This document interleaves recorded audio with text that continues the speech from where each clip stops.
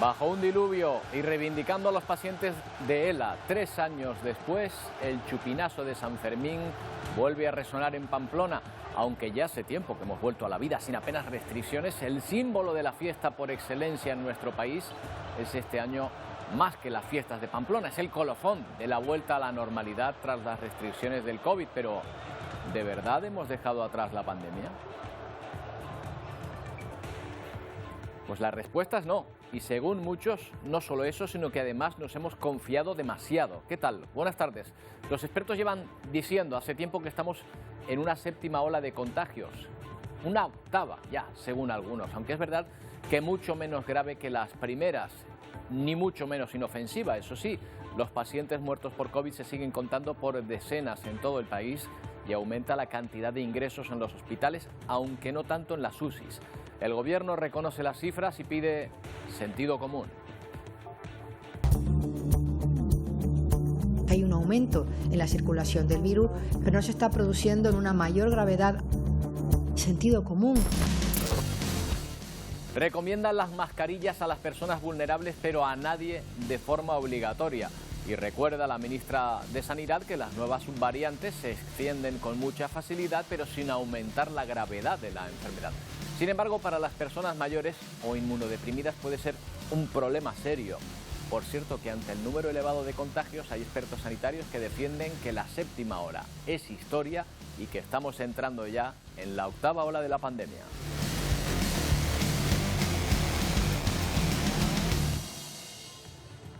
Bueno, y las crisis le vienen por oleadas también al primer ministro británico Boris Johnson. Imagen en directo ahora mismo de la sede del gobierno británico, el número 10 de Downing Street, donde se espera la presencia de un momento a otro del primer ministro para comparecer, para decir algo ante la que le está cayendo en estos días. La presión contra el primer ministro es máxima.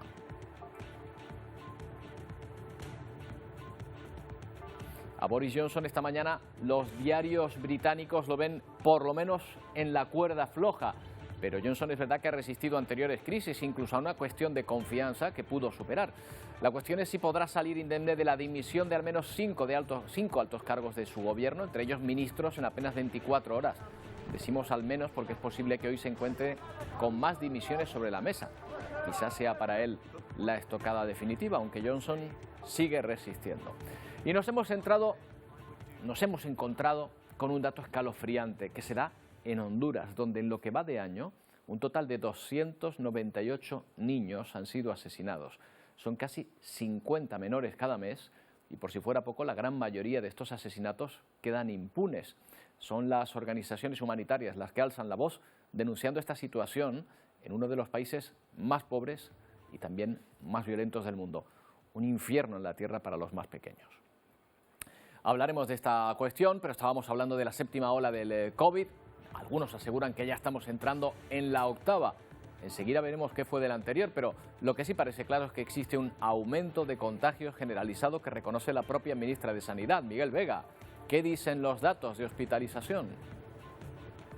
Sí, siguen subiendo muy lentamente tanto las hospitalizaciones en plantas como también los ingresos en las unidades de críticos de nuestro país. A nivel nacional se encuentran las unidades de críticos en un 5,7% y hay ingresados 502 pacientes. En Canarias la cifra baja un poco, un punto, y se sitúa en un 4,7% y son 23 los pacientes. Pero también hemos querido poner el foco en las camas hospitalarias, que según algunos expertos en los últimos días ha sufrido un ligero repunte. Ya son más de 11.500 los pacientes ingresados a nivel nacional, supone un 4,6% de la ocupación de camas hospitalarias ocupadas por pacientes COVID o por COVID. Y también en Canarias ya se sitúa en un 7,5% y son más de 400 los pacientes ingresados con COVID en los hospitales de las islas. Pero la ministra de Sanidad, Carolina Darias, asegura que aunque la tendencia es descendiente, todos los casos reportados tienen menor gravedad que olas anteriores.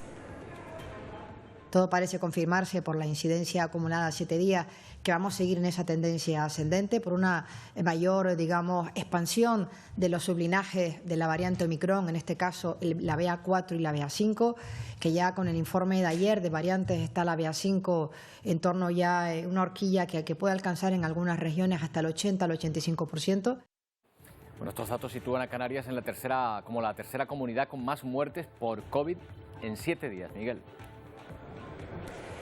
Sí, hemos querido fijarnos en otro indicador que también fijó el Ministerio de Sanidad junto con las comunidades autónomas para ver la evolución de la pandemia en nuestro país. En los últimos 7 días a nivel nacional han fallecido 188 personas por la COVID-19 y en Canarias son 22 las personas. Pero también los contagios a nivel nacional siguen aumentando en las últimas semanas y ya en el último informe del Ministerio de Sanidad reporta 71.818 nuevas infecciones. Pero dentro de esa población vulnerable donde fija el objetivo el Ministerio de Sanidad son 40.083 las personas infectadas con más de 60 años. En Canarias, en las últimas 24 horas, la Consejería de Sanidad ha notificado 3.577 personas infectadas y en los mayores de 60 años son 1.951 las personas infectadas por COVID-19. La situación es tal que hay quien considera que habría que tomar medidas de carácter obligatorio respecto a la prevención. Hablamos con Lorenzo Armenteros del Olmo, es portavoz de la Sociedad Española de Médicos Generales y de Familia. ¿Qué tal, Lorenzo? Buenas tardes. Hola, buenas tardes. ¿No basta con el sentido común, como dice la ministra? Tendría que bastar, porque yo creo que las lecciones que hemos aprendido son muy duras y nuestro sentido común nos debía dictar unas normas de protección, tanto individual como colectiva.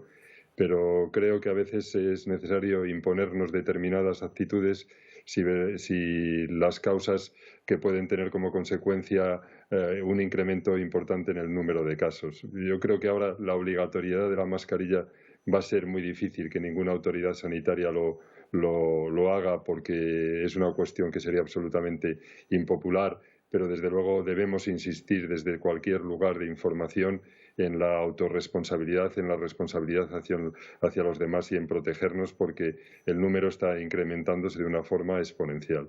¿Estamos, en su opinión, ya en la octava ola? ¿Qué fue de la séptima? Sí.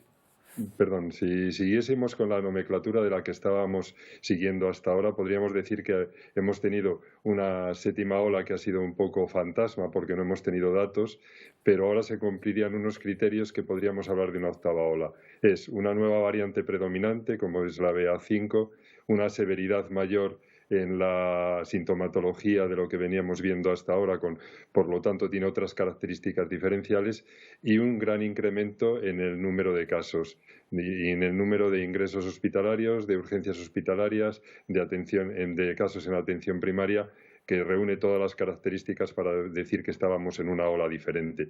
Los epidemiólogos ahora no hablan de olas porque seguiríamos en un número quizás hasta el infinito, hasta que encontremos una vacuna esterilizante que elimine verdaderamente la enfermedad, pero sí que estaríamos posiblemente en una octava ola. Lorenzo, usted dice con consecuencias más severas. La ministra decía que esta última variante no es más grave que las anteriores. ¿Usted opina lo contrario? No opino lo contrario y se lo voy a matizar y explicar. Consideramos gravedad cuando reviste un ingreso hospitalario y una atención quizá de UCI. En eso no ha cambiado, la enfermedad no progresa de las vías respiratorias bajas y no tiene una tendencia a la neumonía como las variantes anteriores. Pero lo que sí tiene, respecto a lo que era la Omicron y la BA2 o la sigilosa que veíamos en estos últimos meses, un gran número de personas asintomáticas, en este caso no es así. Lo que quiero matizar es eso, es una severidad mayor en la sintomatología que obliga en muchos casos a ir al médico y en la mayoría de los casos que obliga a ir al médico necesitan baja laboral porque no son capaces de realizar su actividad laboral en condiciones. Entonces esto sí que ha variado respecto a la variante anterior, pero considerando lo que decía la ministra, y yo coincido con ella, que la gravedad de la enfermedad que requiere ingreso hospitalario no ha variado sustancialmente, ha variado en el número de personas, pero no en la gravedad de afectación. Entiendo. No sé si habrán detectado también que se producen reinfecciones y hasta qué punto. La verdad es que en esta cuestión esperábamos que hubiese menos, porque claro, con las vacunas, más después, la gente que ya ha contraído la enfermedad, que se supone que eso también ayuda a inmunizar, no se entiende por qué se producen tantas reinfecciones. Las vacunas tienen una protección limitada, que va decayendo en el tiempo, incluso con la tercera dosis. Hay que decir también que la tercera dosis no ha sido tan masivamente administrada como fueron la primera y la segunda.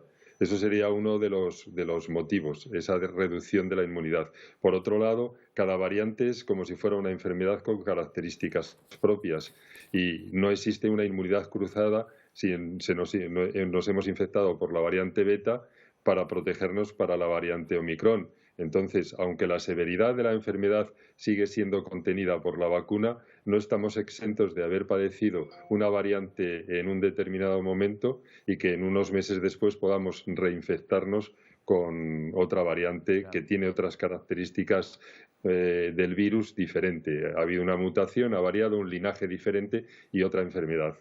Estamos, y usted lo decía, viendo también muchas reinfecciones en un grado bastante frecuente, incluso algunas reinfecciones de hace 2 meses donde tuvieron otro COVID. Así que sí que es frecuente, pero por estos motivos que le explico. Claro. Pues Lorenzo, ha sido un placer hablar con usted de nuevo. Muchas gracias por atendernos. Muchas gracias a ustedes. Buenas tardes.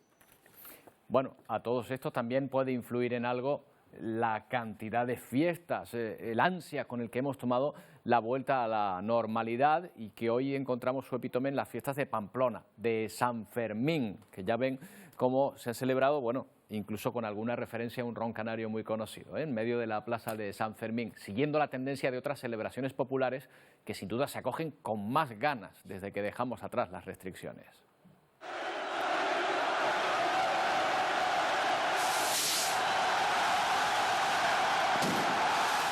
Bueno, la lluvia que ha caído con fuerza en Pamplona no ha enfriado los ánimos en un chupinazo que ha reivindicado la lucha de los enfermos de ELA, de la mano del exfutbolista Juan Carlos Unsúe, que tuvo palabras para los sanitarios que se esforzaron al máximo durante la pandemia y también para los enfermos, como él, de ELA.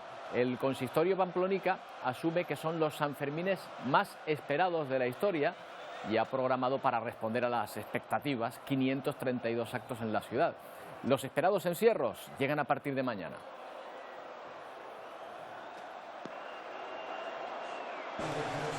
La plaza consistorial se ha vuelto a llenar de gente 1088 días después. Vuelve San Fermín tras 2 largos años de pandemia y restricciones.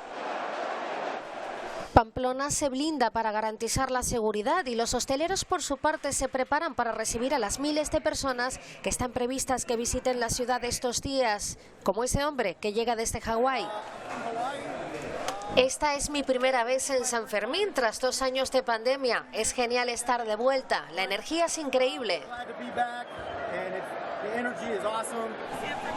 He estado muchas veces en San Fermín, pero esto se siente muy diferente porque se perdió la celebración. Están felices de estar con sus familias. Es la vuelta a la tan ansiada normalidad con la tradicional fiesta en la calle, los encierros y las también típicas protestas durante estos días, protagonizadas por organizaciones en defensa de los animales. Está un poco unido las corridas de toros junto con los encierros, aunque haya gente que diga, bueno, los encierros no son para tanto, bueno, esos toros son los que luego van a morir. Y serán 6 toros de lidia criados especialmente para esta ocasión los que persigan a los corredores por estos 800 metros de calle durante toda la semana. Bueno, y de la imagen de la fiesta, justo a la contraria. Rusia trata de hacerse ahora con la parte del Donbass que aún no ha conquistado en el este de Ucrania. Los ataques de las últimas horas dejan 5 civiles muertos y 21 heridos. Los bomberos tratan de sofocar las llamas en este mercado de Sloviansk tras el impacto de un misil ruso. Las bombas caen también sobre esta zona residencial de la misma ciudad. Estaban volando en esa dirección, deben haber sido como 20 proyectiles, recuerda este vecino. Los ataques dejan 2 fallecidos y al menos 7 personas heridas. Svetlana acompaña a su marido al hospital. Estaba buscando refugio, pero hubo una explosión y la metralla le alcanzó, según cuenta. Los sanitarios atienden también a los afectados en este otro bombardeo en la ciudad de Bamut. Están sacando a personas de entre los escombros. Hay heridos y víctimas mortales, asegura este policía. Ruido ensordecedor de explosiones en varios puntos de la ciudad de Donetsk. Las columnas de humo son visibles a kilómetros de distancia. Están bombardeando por todas partes ahora. Espero que esto se detenga. Espero la paz, ruega esta vecina.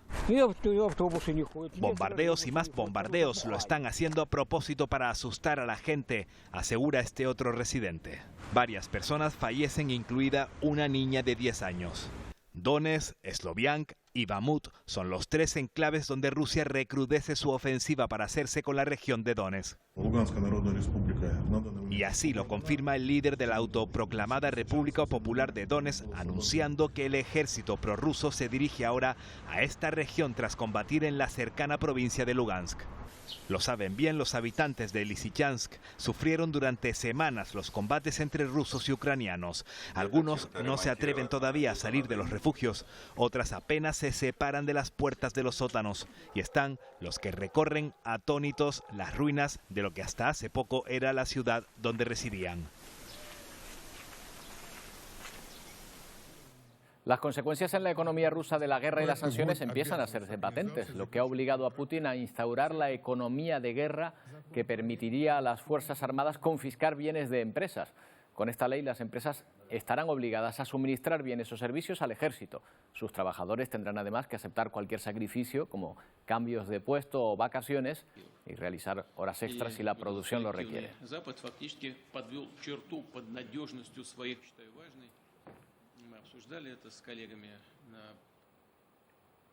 Pero Europa también sufre las consecuencias de esas sanciones, a lo que se añade la amenaza de Rusia de cortar el suministro de gas. Ursula von der Leyen, la presidenta de la Comisión Europea, se pone la venda antes de la herida y pide a los países miembros que si se da ese escenario sin gas ruso, los gobiernos no caigan en el egoísmo y el proteccionismo que se vio, por ejemplo, al comienzo de la pandemia. Por cierto, en esa misma sesión, el Parlamento Europeo ha aprobado finalmente considerar verdes las centrales nucleares y de gas.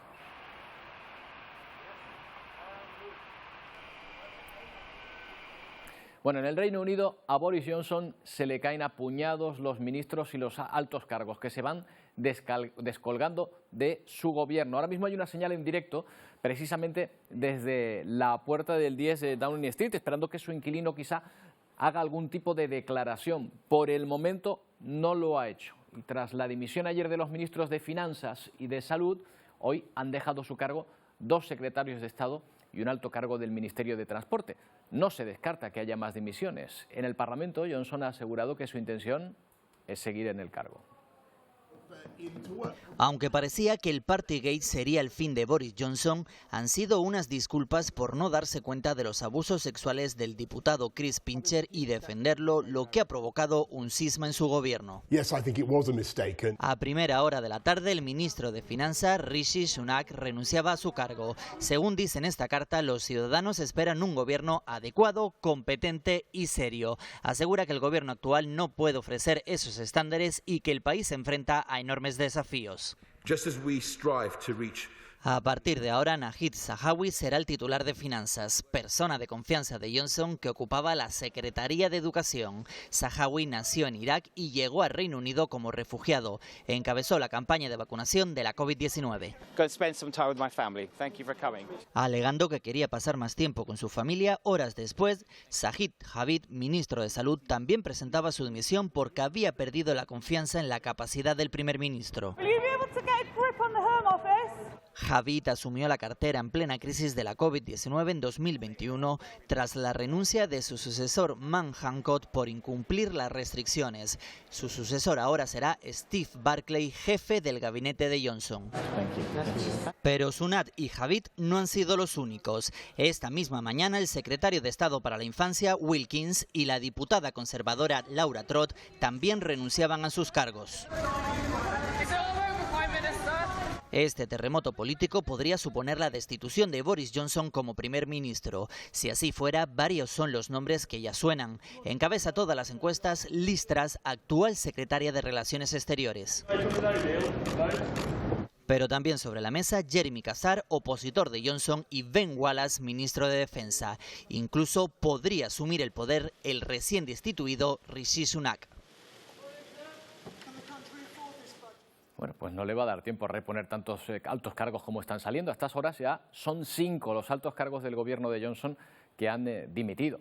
Y mientras, en Estados Unidos sigue la investigación sobre el tiroteo múltiple de Illinois. Allí han recibido con aplausos las palabras del fiscal.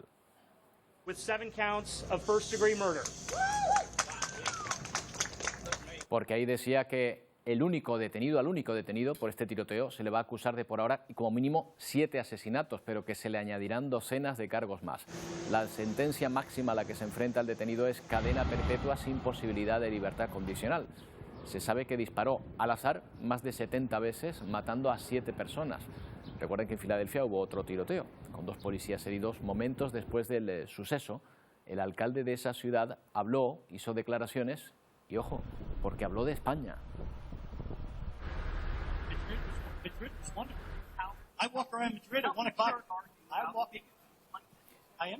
Yo he paseado por Madrid a la 1 de la mañana, decía como elogio de la seguridad de nuestro país, mostrando, por cierto, una camiseta, y la ven, la lleva puesta, del Real Madrid. Dice que quiere para su ciudad lo que ha visto en Madrid, en la capital de España, un discurso del control de armas precisamente para evitar más asesinatos dentro del gran debate sobre ese tema que se vive ese país. Lo hacía, como decimos, además, vistiendo la camiseta del Real Madrid, que supongo que, bueno, pues tendrá un nuevo fan en el alcalde de Chicago. Bueno, más violencia, y esta de la más escalofriante de las que podemos hablar. Varias organizaciones han dado la voz de alarma ante lo que ocurre en Honduras, donde en lo que va de año un total de 298 niños han sido asesinados. De forma violenta la mayoría. Además, de un 80% de los casos, estos asesinatos quedan impunes.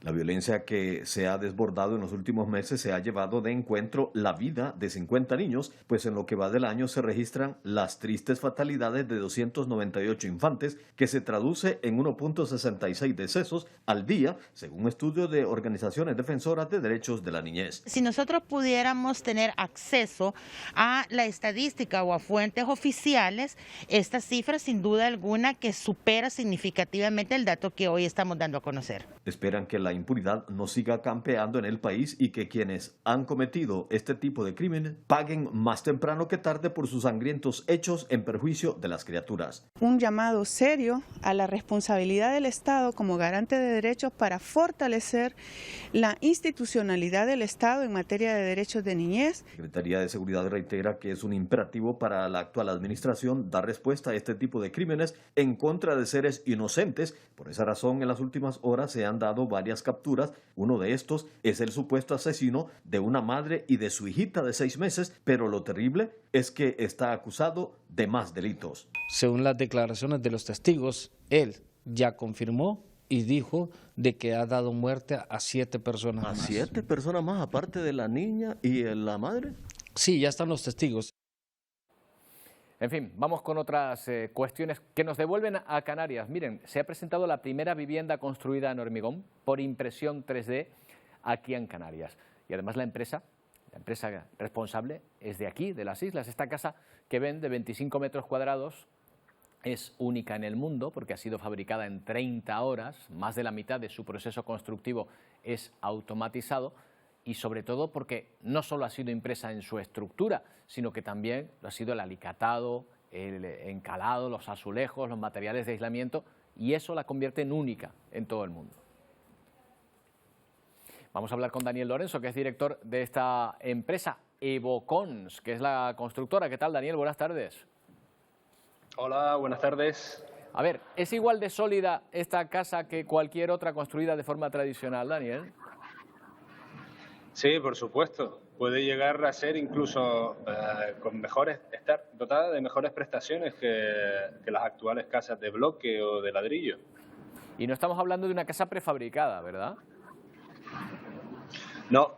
Bueno, tenemos 2 opciones. O una es prefabricar y llevar al lugar de la obra las piezas y montarlas, o llevar directamente el equipamiento, que para eso ha sido desarrollado, y ejecutar la obra en el sitio. Claro, ¿es más rápido hacer una casa así, levantarla de esta manera que de la forma habitual? Sí, sin duda. El hecho de ser un proceso automatizado permite que la velocidad de la ejecución sea mucho más rápida, que las calidades también. A nivel de tiempo estamos hablando de 4 veces más rápido que los sistemas tradicionales. Si con una casa normalmente tardamos de 6 a 7 meses en construirla, con esta podemos en simplemente 2 meses ya poder entrar a vivir. ¿Y por qué dicen ustedes que es además más sostenible?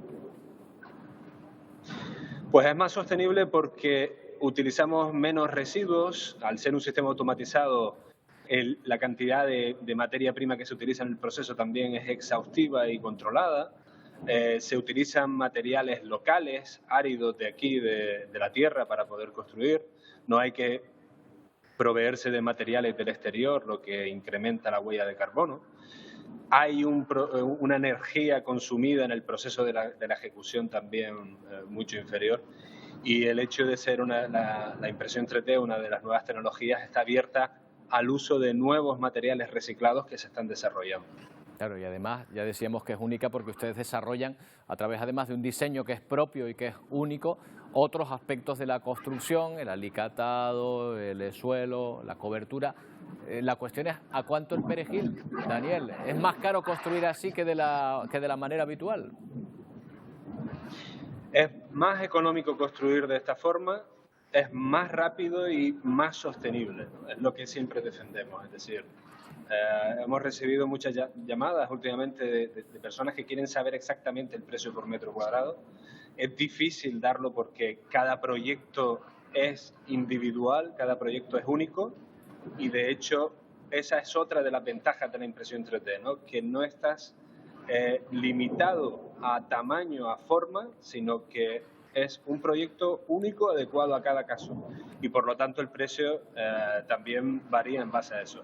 Pero siempre va a ser más competitivo que construir de la forma tradicional. Bueno, pues ahí está, diseño canario y además esta idea, esta manera de construir que es propia de aquí gracias a un diseño de esta empresa, Evocons. Daniel, muchas gracias y enhorabuena por este hito. Muchas gracias a ustedes, hasta luego. Bueno, vamos a recibir ya a Antonio Cárdenas porque volvemos a mirar al norte de Italia, a los Dolomitas, con ese glaciar que se desprendió, bueno, acabando con la vida de muchísimas personas que estaban allí. Sí, ¿Hay un recuento ya oficial? Sí, bueno, allí siguen con la búsqueda. El recuento oficial de momento es 7 personas fallecidas y se sigue buscando, aunque ya la desesperada y con muy pocas probabilidades de encontrar. Pero lo que se han encontrado a muy pocos metros de este glaciar, también en los Dolomitas, Roberto, es un montañero español que se había perdido, no relacionado con ese desprendimiento, y que por desgracia lo han encontrado sin vida. Un montañero español que vivía en Londres, se había desplazado a Italia a hacer esa excursión y bueno, lo han encontrado sin vida. Otra mala noticia. Bueno, del glaciar de Italia nos vamos a ir un poco más al sur, pero no mucho. Nos quedamos en el norte de Italia. El otro día hablábamos de ese río Po, que está en unos niveles muy bajos. Ese río que debe ser el más caudaloso de toda Italia y también es el más largo. Bueno, pues tanto el río Po como los alrededores, como prácticamente toda Italia, ha sido declarada en emergencia por la sequía.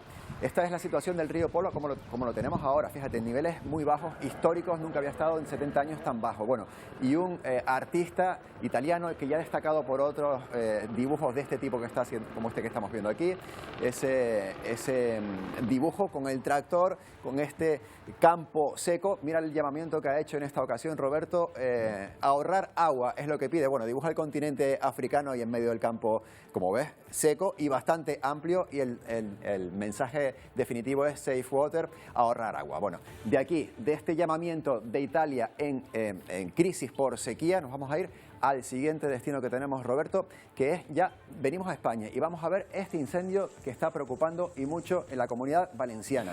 Hay un dato de hoy, de WWF, que dice que hasta el momento se han quemado 70.000 hectáreas en España en lo que va de año y estamos todavía empezando el verano, Roberto. ¿Recuerda aquel incendio de Zamora, también en Navarra, hace no mucho tiempo? Bueno, 70.000 hectáreas en lo que va de verano. Ahora mismo, en este incendio de la Comunidad Valenciana, las previsiones son positivas porque la noche ha sido relativamente tranquila, ya quema 2.300 hectáreas y hoy buena parte de esta zona de la península está en aviso por lluvias, por tormentas. Hay viento también, que eso podría dificultar las labores, pero por lo menos agua.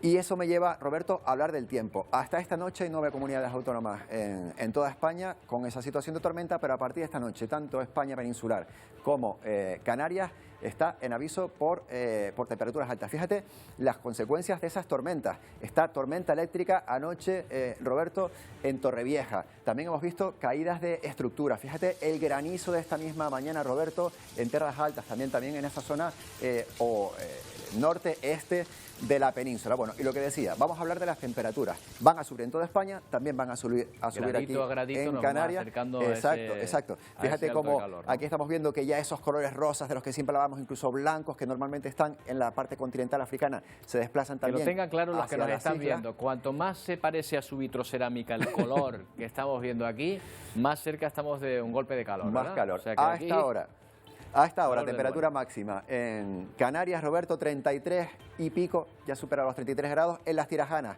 en el suroeste de Gran Canaria, Medianías. Y para mañana la previsión es mayor. Esta es la situación, nubes bajas que las tendremos al norte de las islas, ya a una cota de 800 metros, bastante baja, muy parecida a las condiciones que tenemos de verano, pero ojo, en altura tenemos ligera calima. El calor va a ir en aumento. Mañana tenemos un poco más de calor que hoy de previsión. Estaremos en temperaturas también en Gran Canaria, 33, 34 grados. Pero pasado mañana ya la isla de Gran Canaria completa está en aviso amarillo de la Agencia Estatal de Meteorología por calor. Por tanto, esto va a ir en aumento, fin de semana un poco más calor que hoy. Ya, hasta que lleguemos al domingo o al lunes, ya se verá ahí que con temperaturas ahí es donde lo vamos a notar efectivamente con fuerza. Gracias, Antonio. Gracias. Bueno, nos vamos a despedir hoy con una exposición que se puede disfrutar hasta el 30 de julio en Barcelona, por si pasan por allí, y que nos muestra uno de los animales que más nos fascina, pero también que más tememos, los tiburones. 50 fotos, obras del fotógrafo Brian Skerry, en las que nos muestra algunas de las 500 especies conocidas de estos peces, con perspectivas que a lo mejor nos hacen cambiar de idea respecto a estos animales. Así les dejamos con la información. Llega Telenoticias 1, nosotros volvemos mañana a las 2 de la tarde. ¡Feliz día!